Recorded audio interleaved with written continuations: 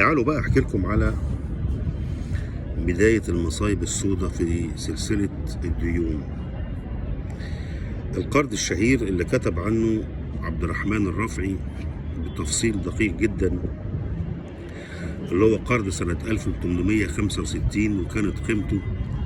3,378,000 جنيه و300 جنيه. بيقول عمنا عبد الرحمن الرافعي إن القرض ده استخدمه الخديوي إسماعيل لزيادة ممتلكاته الخاصة وتوسيع دائرة أطيانه وأملاكه، واشترى لنفسه في ذلك الوقت قصر ميركون على ضفاف البوسفور، وكان بيعتبره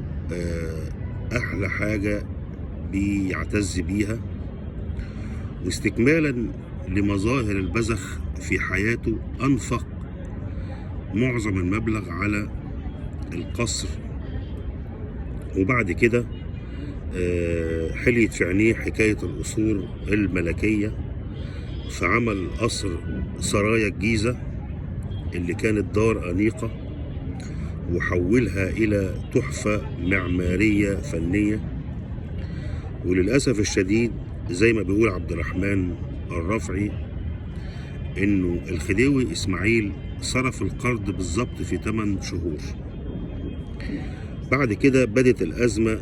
المالية في مصر من انتهاء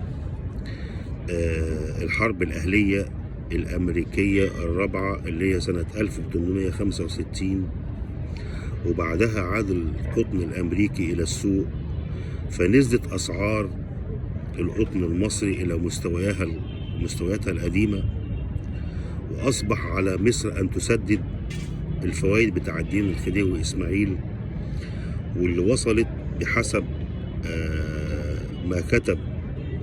مؤلف تاريخ مصر المالي صفحة 33 إن الفائدة أصبحت 36%، وزادت في السنة الثانية إلى 48%،